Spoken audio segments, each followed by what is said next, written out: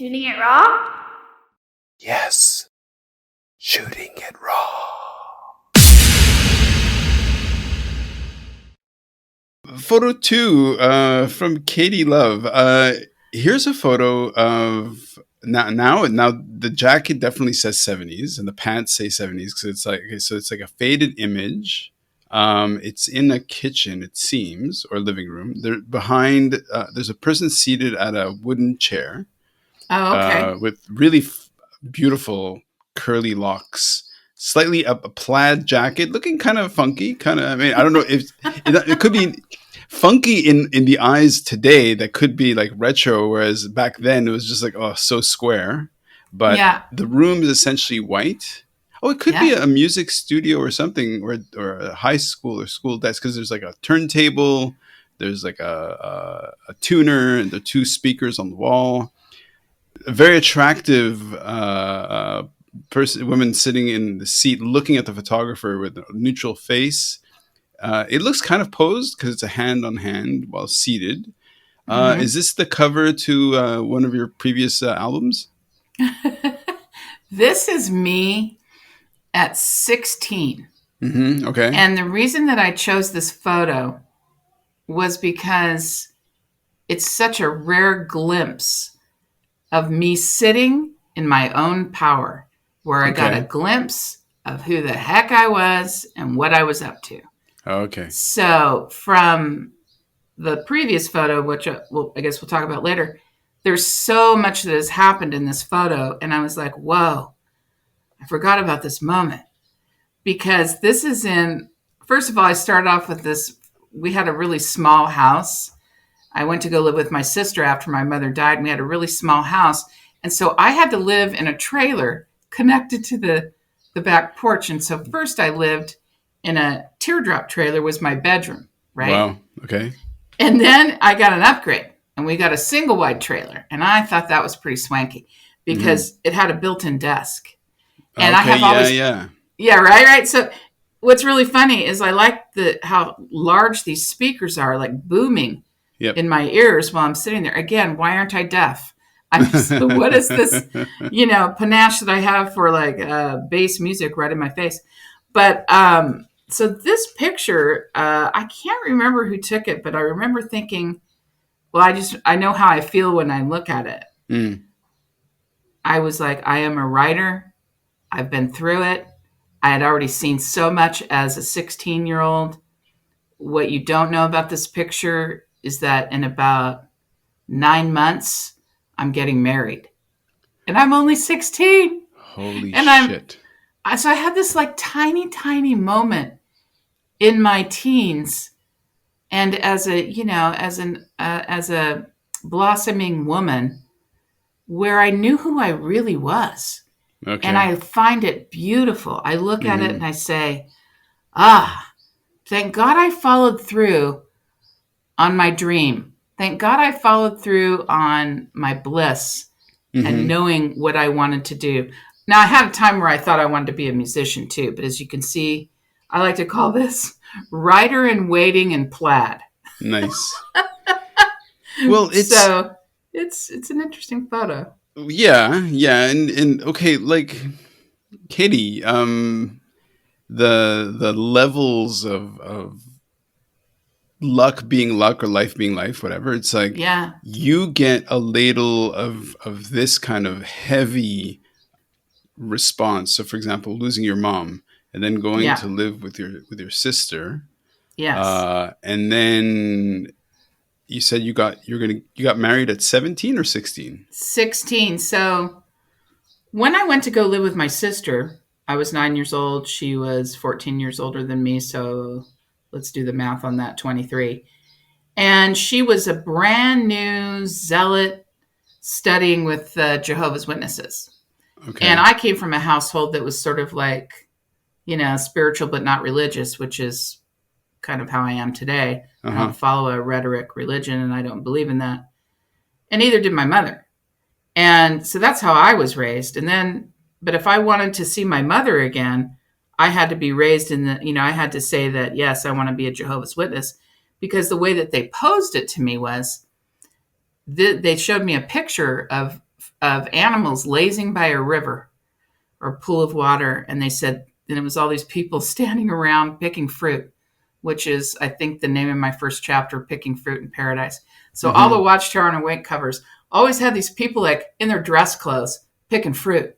And I used to think as a kid, like, well, why are they in their dress clothes to pick fruit? Shouldn't they be like in their jeans and a t-shirt? Anyway, so that always bugged me. That never seemed authentic to me.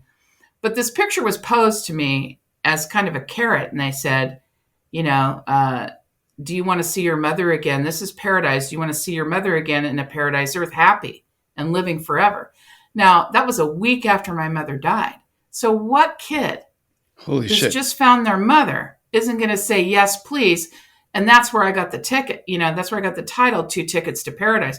Because right then I was indoctrinated. And I mean, I was carrying around these, you know, metaphoric, tattered tickets to paradise for a good portion of my young life. Wow. I was intent on seeing her again in this promised, you know, paradise. So the thing that's interesting about this is that by the time we get to this photo, I've already seen abuse, sexual abuse in the religion. I've already seen a lot of, like, you know, promises broken. I've seen a lot in this picture, and I've lost a lot of my innocence. I'm jaded. I feel like I've lived. When I looked through these pictures for this task, for this podcast, I looked through a pile of pictures, and it took me down for a moment. Like I could see in this expression of the child or the young woman looking back at me, and you kind of want to reach into the photo and take this little girl's hand or this young woman's hand and say, let's go somewhere safe. Yeah. And I was writing about it. I think I just did a little post about it because I was like, wow, this is really, I'm having a profound reaction to this. And I just didn't think I would. Yep. I read the Audible, I wrote the book, and even, you know, recording the Audible, I had some moments where I relived certain things. But when I saw these photos, I realized that you can be fragile in the moment and still feel really strong that you got through this, and you find strength in the power of telling your story. And again, in that power of connection that I have to my readers, that I have to you right now, that I have to the remainder of my family that's still talking to me, to the ex-Jehovah's Witnesses that, you know, have been shunned and lost their family. We have connection. And I was just really, I was so grateful for this because I don't know that I would have had this experience without this task, this thing that you asked of me, you know, get 4 photos. I was like, yeah, okay, I got some photos for you, sure. And, you know, you kind of go in false bravado, like, you know, comics do that a lot, you know, like, yeah, I got this. Don't worry about it. Yeah. And I'm not from New York, so I don't know where I get that accent, but to me, it's okay. Like, me too. I'm from Canada. What are you talking about? Sounds like somebody who's not going to take any shit, you know? Yep. And we'll beep that out if that's against the rules. But anyway, that's what I really like about this photo is that it's just this beautiful moment where you can see I knew what I wanted.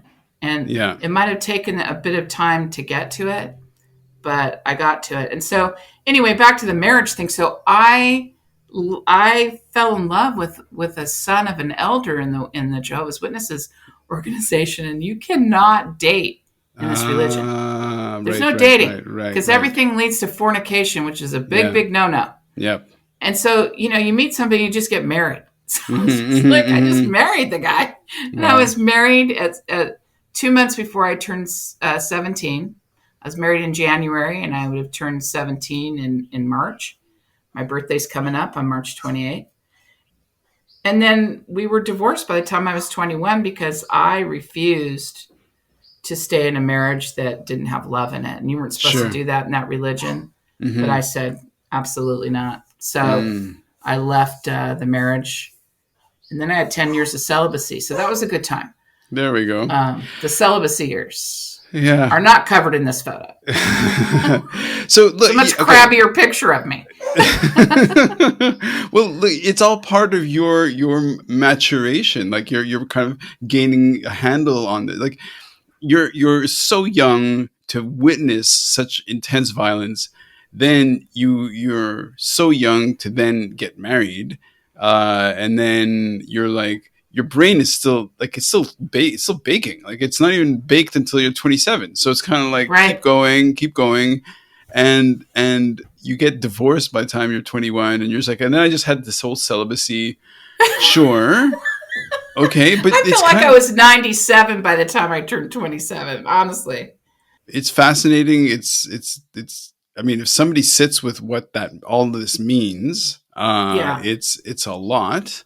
And on it top of is. that, in terms of who you are as a person, you also where you're drawn toward and where you go is to stand in a room of strangers to elicit laughter, to elicit appreciation, to elicit, dare I say, love from them, Mm-hmm. because it's like, what is a stand up? A stand up is somebody who kind of connects to an audience of strangers with personal stories, usually to elicit laughter, and for a moment, it's like it's this ecstatic affection, Mm-hmm. right? And I'm really sorry, but we have to stop there and move on to the next photo. But Okay. Kate, what are you doing, Katie? This is too much. I wrote a book so that uh, I could share my story. Yeah, Amazing, that's what I'm amazing. doing. We're gonna Yeah. so tell the title of the book. We're gonna keep repeating it. What is it again? 2 Tickets to Paradise from Cult to Comedy. There, from cult to comedy, 2 tickets Yeah. to paradise. Katie, you know what? I'm an enthusiastic, affectionate, loving kind of person. Here you go. It's yours. You have it. All You right. have my love. I love your energy. I love. Thank you. I need I. your love. I need your love. I want your love. I All right. hopefully the listeners are just like, what the hell is happening? Well, I didn't know I Next was listening to a weird radio photo. station.